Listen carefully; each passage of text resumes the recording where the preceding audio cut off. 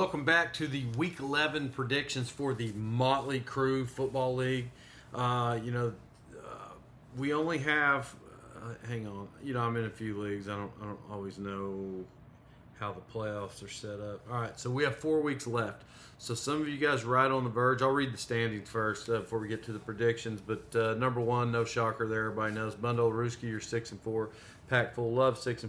Django Unchained 6-4. Skynet 5-5. Kicking Bass 5-5. Son of a Best 5-5. There's a lot of 5-5s. Master Bates and Baby Got Gibbs. You're all 5-5, but honestly, Brown Kids, you could be 500. Young Ho, you're out, I believe. Totally, there's no way. Oh, excuse me. I see the percentages. I guess I should have read this. Tatanka Blanco is 99% going to make the playoffs, and Young Ho, you have a 1% chance. I don't know who has to lose or how it falls, but it doesn't say zero, so I guess you got a shot. I don't know how, but it's what it says. So scoreboard this week, let's go Jaden Savis versus Tatanka Blanco. I'm very shocked by this one, and I'll tell you why. Because Jaden Savis, maybe I'm not shocked. You've had some big weeks.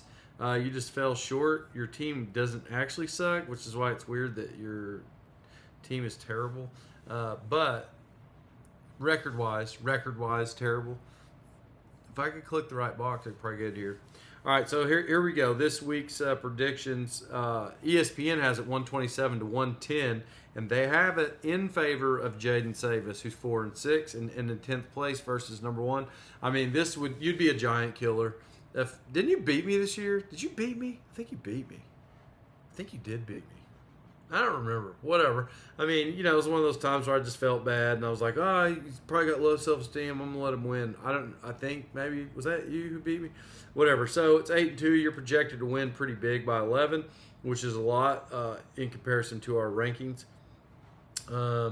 So your team scores more than mine. Your average is 129 a week. I score 107. So you're a little lower than your projection. Advantages as far as players go, it has us 5-5. I got Josh Allen over Goff.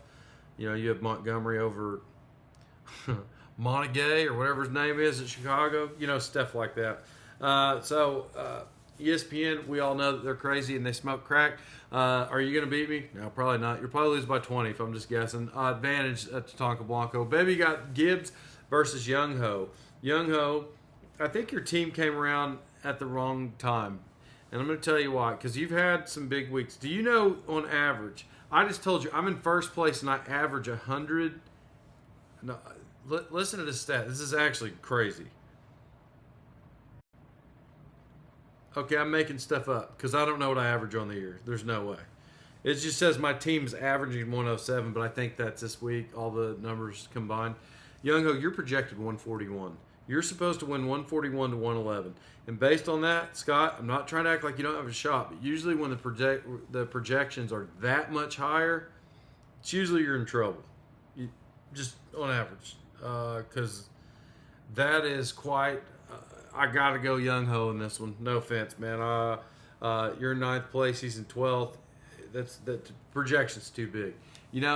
And I'm rooting for you, deep down. But Young Ho, you got this one for sure. Django Unchained versus Kicking Bass. Django 122 is projected. Kicking Bass at 109. So, based on what I'm staring at, you have 6 players that have the advantage Unchained as opposed to 4. Baker Mayfield has less than Jalen Hurts. T. Higgins has less than Jalen Waddle. I don't know if I agree with that, actually. Mark Andrews, better than A.J. Brown because A.J. Brown's terrible this year. And then the advantage goes to his kicker. Yeah, I mean, these are simple numbers. I don't even want to agree with ESPN. Sometimes I won't. But Dobbins is questionable. Yeah. And A-Chan, you got this one. You got to win this week. You're going to stay up there. Let's see. Pack Full of Love versus Master Bates. This is the 3rd ranked team versus the 8th. Pack Full of Love, you're projected 134. Master Bates, 126. The advantage it goes to both teams. You have 5 players, Pack Full of Love. You have 5 players, Master Bates. looking at them back and forth, Justin Fields has no shot to outscore Jackson. You got McCaffrey versus Warren, Henry versus Judkins. Even though I don't like Henry this year, I would take him over Judkins every week. Debo over Nico, Addison, Brian Thomas. That's a kind of a sucky matchup. To be honest, packed full of love. I'm going to agree with ESPN on this one. You're going to beat Master Bates, but I think it's going to be more than the projected amount of 8 points. I think you can get them a lot worse. Bundle Ruski versus Son of a Besh. Bundle Ruski, you're 6-4. You're projected 128. Son of a Besh 94. Now there is a player that you don't have in right now, Son of a Besh, but I'm going to tell you, even if you plug in a guy because it's your tight end, and I don't know if you. Let me just look at your bench really fast. You don't even have a tight end. You're gonna have to. Well, you do. He's hurt. You had the number one tight end, as a matter of fact, but he got hurt. Juwan Johnson is out this week. No matter who you plug in, it's probably going to give you 5 points. Just based on that, there's no way you're going to escape it. Bundle Ruski do. I don't even think he could mess up bad enough to lose this one. Bundle Ruski do. You got this one, and then Skynet versus Brown Kids. This is 5-5 Skynet versus a 3-7 Brown Kids. Brown Kids are projected 120 to 97. It's a 23-point swing there, but. Listen to this crazy stat. This is a crazy stat. The advantage in players, the amount of players with green check marks, the advantage goes to Skynet. But the 4 players that you have, Brown Kids, are projected so much higher than his guys, it's like not even a game. Oh, I see what Jordan does. See, Jordan does this every week. I don't know why he does it to me every week. Because I get started, I obviously I don't really actually review it until I stare at it, and then I'm like, oh man, Brown Kids, you hands down. Okay, well Jordan has a wide receiver who's out who has to replace, and then he has a flex who's out. So I see this mind game Jordan's playing because he literally has he has players combined that average 32 points, and he has the same 2 players are projected to have 25 points this week. That puts us at 103. He's projected higher than you Brown Kids. Sorry about that. That makes sense. Now let me evaluate, since you like to pull a fast one on me and do that all the time. Brown Kids, you still got a shot. I think you got a shot. To be honest, I think you do. If Flacco can produce this week, you'll lose. If Flacco sucks, he's going to win, but you need a projection. I'm actually taking Brown Kids. No offense, Skynet. Taking Brown Kids this week. I don't think you got it.